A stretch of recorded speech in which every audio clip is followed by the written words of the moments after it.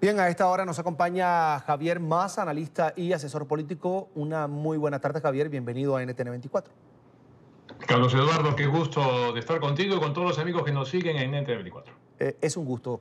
Lo primero, ¿tienes suficientes logros para resaltar hoy ante el Congreso, ante el país, ante el mundo, el presidente Donald Trump? Mira, tiene suficientes logros para llenar una parte del mensaje, sí, y va a tener también suficientes problemas, ¿no?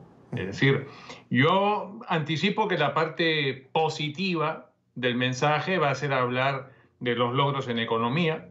Indudablemente ha habido un avance de la generación de empleo, se ha generado empleo, sobre todo ha habido un crecimiento con el empleo de minorías en cuanto a los hispanos, en cuanto a los afroamericanos, o sea, hasta ahí la parte bonita, ¿no?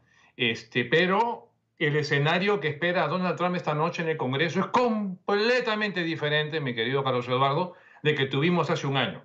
Hace un año era un Donald Trump llegando a un Congreso dominado por su partido republicano, teniendo atrás como mudo testigo a sus espaldas a Paul Ryan, en ese momento lo que llamamos aquí el Speaker, que equivale a la Cámara de Diputados, el presidente de la Cámara de Diputados en Latinoamérica. Hoy ya no. En primer lugar, Donald Trump llega ante un Congreso, ante una Cámara de Representantes dominada totalmente por los demócratas, teniendo a espaldas a Nancy Pelosi, su archienemiga política, que lo tiene atado de manos con el tema del muro. Va a estar todo el rato, los 60 minutos o un poquito más de una hora probablemente que dure el discurso de Trump, atrás como un testigo que le va a estar mirando y midiendo cada cosa que diga. Vamos a tener un Congreso que se anticipa, van a llegar las damas, las congresistas vestidas de blanco para transmitir un mensaje de defensa de los derechos de las mujeres y de rechazo contra la violencia contra las mujeres. O sea, este escenario, además un Trump que llega con un porcentaje de aprobación muchísimo menor, o sea, antes estaba en 50% hace un año, hoy llega con un porcentaje que está entre 38 y 39% de aprobación. Ojo al piojo. O sea, la cosa cambió dramáticamente en ese escenario. Además de un gobierno que ha estado cerrado 35 días, ustedes viendo, lo acaban de presentar en su informe, 35 días, eso es un récord histórico e histérico. O sea, nunca en Estados Unidos tuvimos una cierrapuertas de gobierno tan larga. O sea, ha ocurrido con Trump. Les pongo todo esto en contexto, si quieres podemos desmenuzar un poco cuáles son los puntos que anticipamos van a ser los más importantes, pero te pongo eso como un contexto para que los amigos vean qué es lo que le espera a Trump esta noche, solamente como puerta de inicio. Ya vamos a ir al tema del muro y la posible declaratoria de una emergencia nacional. Si el discurso, Javier, termina siendo pura retórica, puro enfrentamiento y tomando en cuenta que la administración tiene financiamiento hasta el próximo 15 de febrero, lo que podríamos esperar es que se abra más la brecha entre el Ejecutivo y el Legislativo y podríamos esperar que se venga otro cierre más.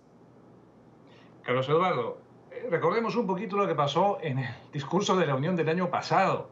Uno de los mejores discursos de Trump. O sea, yo fui a los análisis posteriores y dije, tremendo discurso.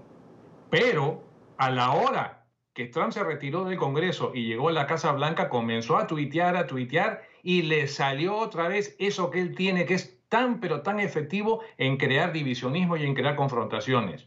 Probablemente sí, ¿cómo no? Escuchemos un discurso en el que haga un llamado a la serenidad, a la colaboración, a unirnos por América y todo ese rollo, para evitar que a partir del 15 de febrero, next week, la próxima semana, tengamos otra vez la puerta del gobierno cerrada.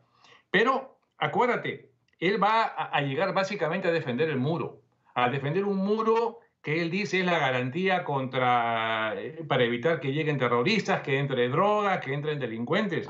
Las cifras no ayudan, Carlos Eduardo, o sea, las cifras están ahí. En primer lugar, que si hasta hace un año todo el servicio de inmigración detenía en promedio a 1 millón de indocumentados, ojo, 1 millón de indocumentados al año, ahora no llegan ni a 400.000. O sea, ha bajado el flujo de indocumentados de una manera dramática. Con mayor razón, ahora lo del muro queda como una ridiculez que no hace falta. 26.000 millones de dólares para hacer un monumento a la vanidad de este presidente. Para frenar el ingreso de la droga, la propia DEA, nada menos la Drug Enforcement Agency, ha dicho, la droga entra básicamente por los puertos y aeropuertos, por Dios, no entra por la frontera, no entra con drones o con burros voladores, no. O sea, entra por la frontera, por los puertos y aeropuertos. O sea, el muro no serviría para controlar la droga. Para frenar el terrorismo, en el año 2017, de estos miles o millones que trataron de llegar, 12, una docenita apenas fueron detenidos con presuntos vínculos con el terrorismo. Aquí los terroristas llegan con visa en primera clase, se pasan el control fronterizo y entran como un turista a nuestro país, o ya están acá. Así que creo que el muro va a frenar el terrorismo, no lo resiste el menor análisis. Punto fuerte de la economía, ya lo dijimos, un llamado a la unión es de esperarse, y sí, es la pregunta del millón: ¿qué va a pasar si es que Trump va a declarar o no emergencia nacional para de esa manera agenciarse fondos para construir el muro? Esa es la pregunta del millón. Él ha jugado muy bien, es un hombre de televisión, y dijo: espérense a después del discurso lo que ya viene.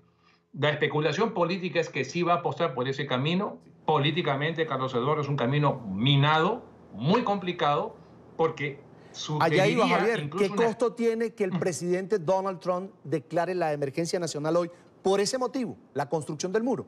¿Qué costo tiene? Imagínate, Carlos Eduardo, que vamos a empezar por una cosa.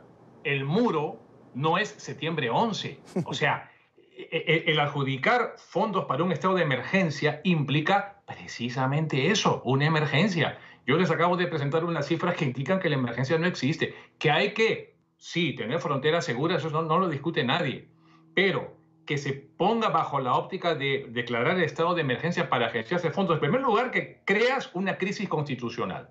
Eso es gravísimo y es una cosa absolutamente inusual en un país tan estable, políticamente conservador como Estados Unidos. Segundo, que lo más probable es que rompa la ya fragilísima unidad de la bancada republicana, porque ya han habido republicanos, congresistas republicanos, senadores y representantes que han dicho: yo no voy a respaldar eso, o sea, marcando ya una distancia.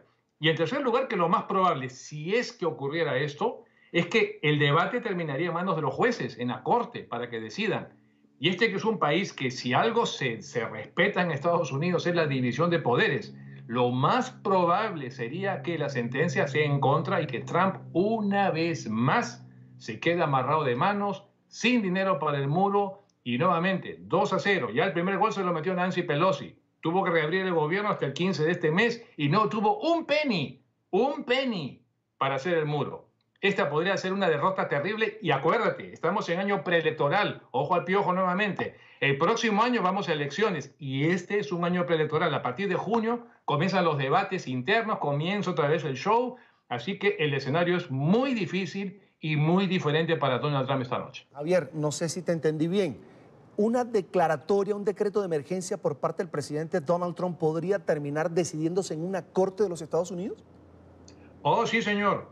Por supuesto que sí. En el momento que simplemente el debate se agote en el Congreso diga: no podemos dirimir, y que los demócratas le establezcan un juicio, una demanda, y esto termine en la corte, podrían ser los jueces quienes terminen decidiendo si procede o no procede, constitucionalmente hablando, que estos fondos, que son, estamos hablando de más de $6.000 millones, no estamos hablando de $6.000, 60 millones, no, eso es muchísimo dinero.